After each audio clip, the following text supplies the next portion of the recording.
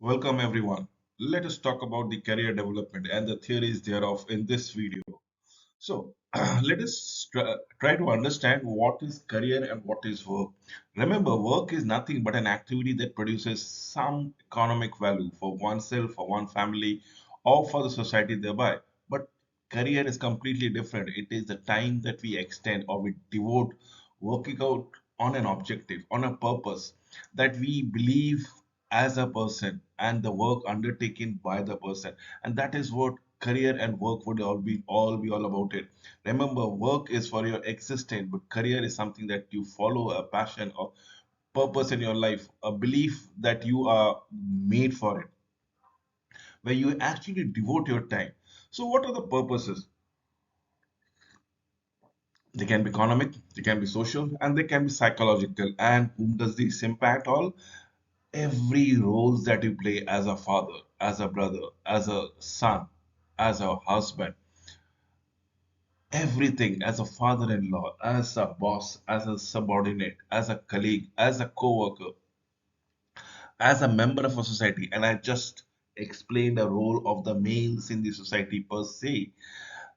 And these life roles have their own spillover effect in the society. Then there are positivities to be achieved and the sense of fulfillment that goes around with it. So let us understand the value-based approach.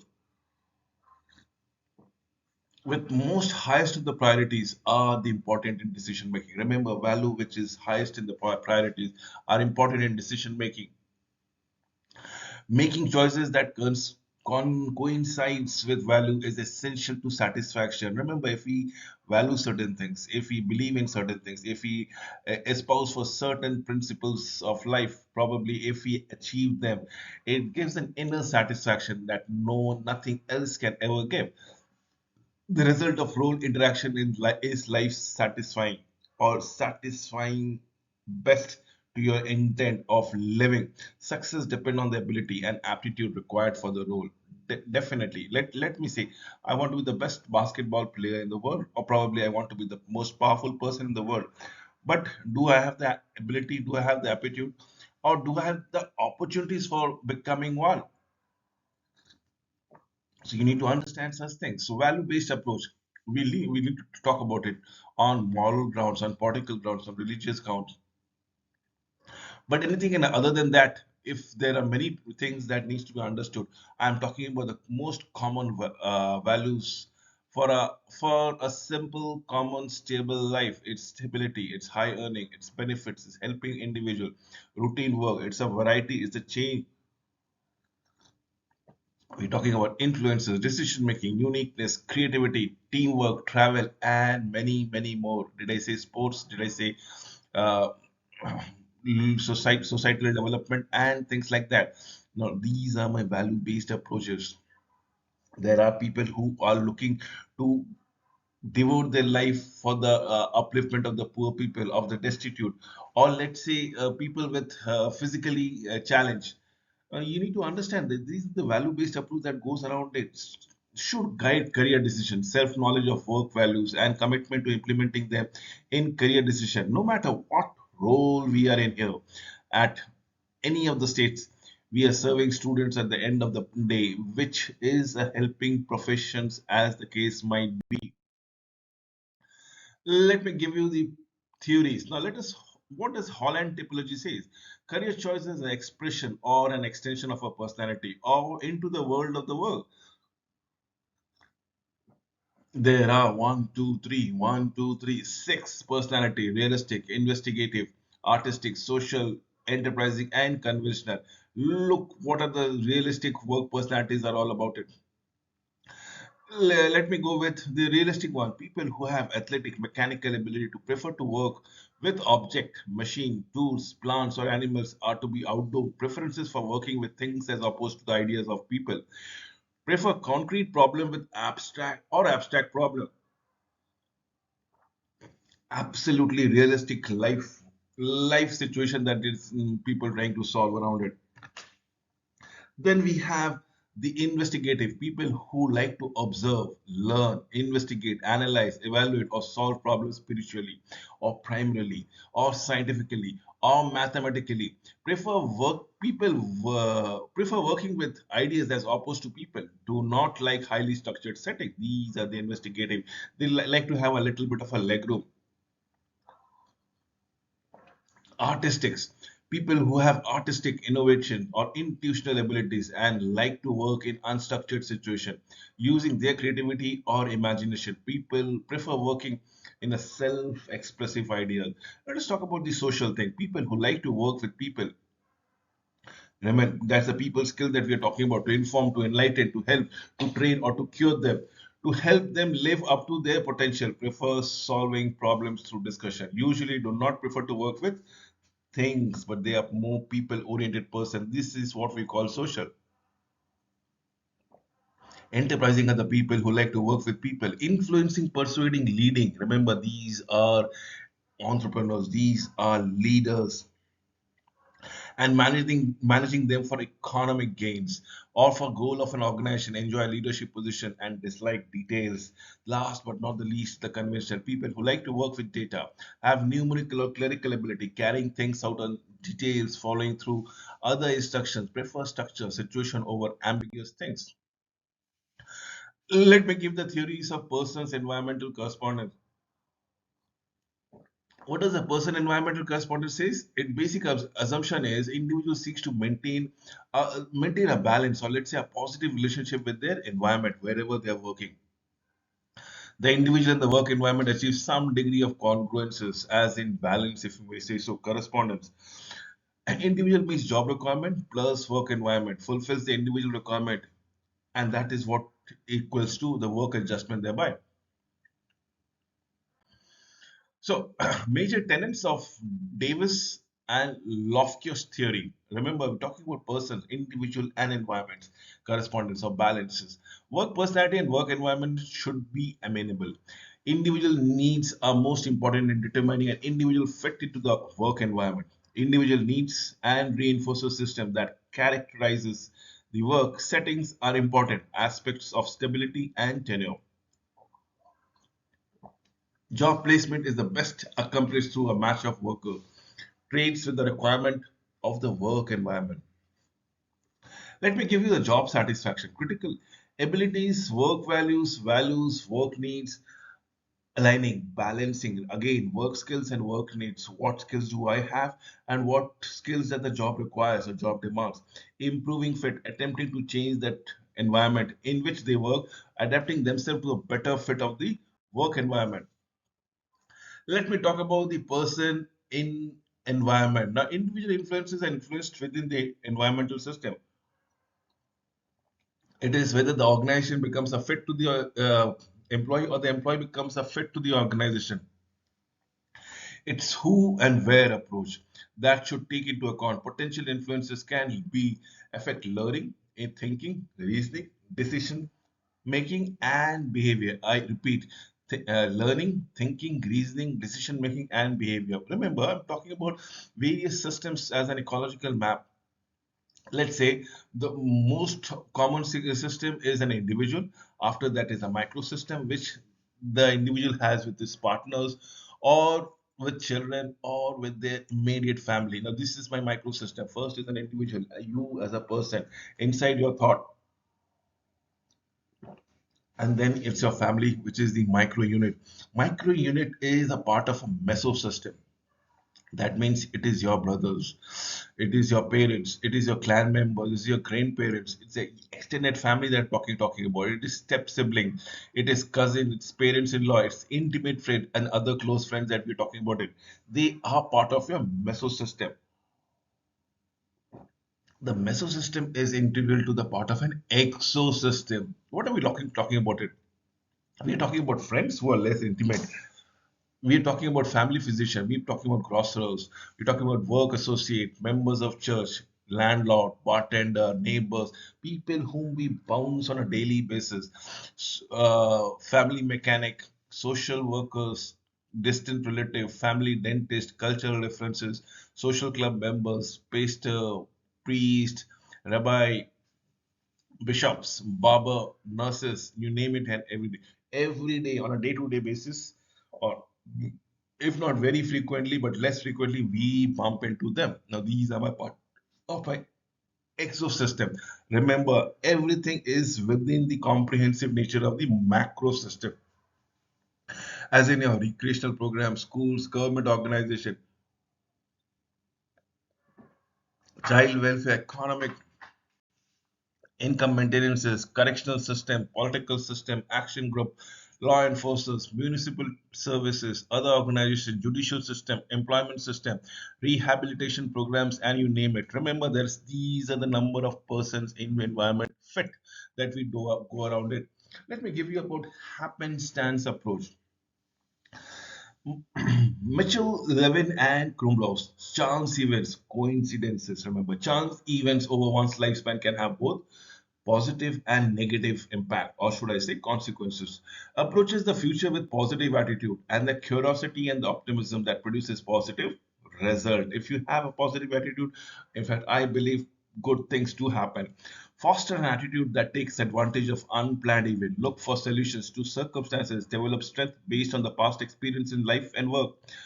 Managing unplanned event, good, bad, through developing skills. We're talking about curiosity. We're talking about persistence. We are talking about flexibility, optimism, and risk taking, as the case might be. Happenstance happens around there. Ego identity status as related to resolving crisis involve exploration of identity. Look at the commitment of the identity thereby. So let us map on an x-axis the exploration. You can go on a low exploration, high exploration, and commitment. Not only exploring, but you are also being devoted on a high or a low basis. So when exploration is low and a commitment is high, it's a foreclosure. I have made a choice without thinking, committed, already done. But what happened when the exploration is high and the commitment too is high? It is all right fit in identity achievement. I thought about it. I now know what should I do with my life. The ideal scenario. But what happened when the exploration is low and commitment is also low? The worst situation. People are confused. Identity diffusions. I don't know. I don't care what I'm supposed to do with my life. Next is moratorium, where commitment is low but exploration is high. I am thinking about it, what should be doing around. This is the point that we go on to go around it. Achieving higher identity as the levels can comprise this of. We should all look for a higher exploration and higher commitment per se. Validation, the process of is an enabling, confirming, supporting process initiated by in and out of the class agent that fosters academic, interpersonal development. Building confidence is that the student can succeed. Agents include instructors, student affairs, staff, academic advisors, and more. Effectiveness, we're talking about the more validation receive, the better the people student will be all about it. They have richer experiences, significance for all, but key to those who may have doubt in their ability to succeed. Marginality and mattering. Feeling of marginality tries to take a new note. Feeling of uncertainty about new roles leads to feel that they don't fit in at all, or they don't matter to anyone. It's a low self-esteem that we're talking about it. Mattering, as has been defined by Skolsberg, our belief, whether right or wrong, that matter, we matter to someone else. Need the following aspects to feel the matter, as in attention, as in importance, as in ego extension, dependence, and appreciations. That is what we are looking about it. Marginality and mattering. Ignoring. Marginality is ignoring. Mattering is getting importance, getting focused upon. So let me give you another aspects to it. Today we are going to look at certain theories that underpin career guidance. These theories seeks to explain how people's career work. Each suggests different approaches for career guidances. The different theories disagree with each other. So you have to decide which theories are most useful to you or probably to your client. What did Albert Einstein say on the method of theory of physics, the Herbert Spencer lecture? This was given in in Oxford in June 10th, 1933, approximately 90 years back. It can scarcely be denied that a supreme goal of all theories, remember, supreme goal of all theories is to make irreducible basic element as simple as few as possible, without having to surrender the adequate representation of a single datum of experiences per se. Give me the important career theories. First and most is the matching, trait, and the factor theories. Then we have the developmental theories, structuralism, narrative theories, and the theories of social justice. The five theories I'm talking about it. The trait theories, the development theories, the structuralism, the narrative theories, and the theories of social justice thereby. Look at this picture, a wonderful picture. If you see, there are people who are actually in the middle of the action. They are playing baseball, probably. There are people who are just enjoying the actions altogether, and there are vividly supporting. So everybody, somebody is enjoying by themselves altogether. Now, this is what we are talking about. It your career, Frank Person Parkson method. It is in the wise choice of a vocation. There are three broad factors: a clear understanding of yourself, your aptitude, your abilities, your interest, your ambition, your resources, your limitation, and probable causes of them. A knowledge of requirement and conditions of success, advantages, disadvantages, compensation, opportunities, and prospects in different line of work. True reasoning on relation of these two facts alone. Can we think, put up a square piece on a round hole? But these are the questions that goes around it when you are matching your life and your career, when you are looking for your traits and your goals and the job demands. So John Holland and Risek, as the case might be, Risek, Riasec, Risek, realistic, investigative, artistic, social, enterprising, conventions. People tend to think the dominant interest and seek occupation with which their interest can be expressed. And this was stated in 1996. Now you need to tell me what is the best describes you. Are you investigative? Are you artistic? Are you social? Are you enterprising? Are you conventional or are realistic? Remember, the type that the Holland has already stated around for Rizek personalities. For a realistic people can be carpenter, diesel mechanic, farmer, firefighter, flight engineer, forester, locksmith, pilot, police officer, and truck driver based on realistic approaches. What about investigative? We are talking about biologist, chemist, computer programmer, dentist, electrical engineer, mathematician, medical technician, meteorologist, pharmacist, and physician.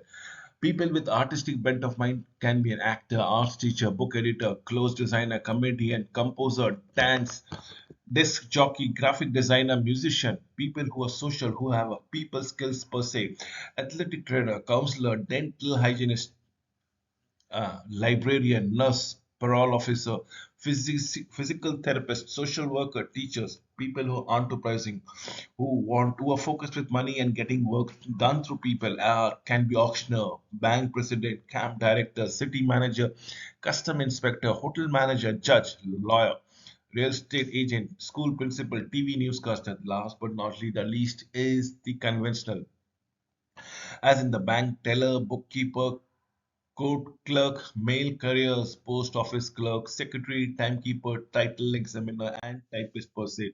You look, this photographs will actually tell you how things have been blooming, right? From the day the plant has just been bloomed to a full flowering plant with the leaves full blown around it. This is what is incremental or developmentalism, as the case might be.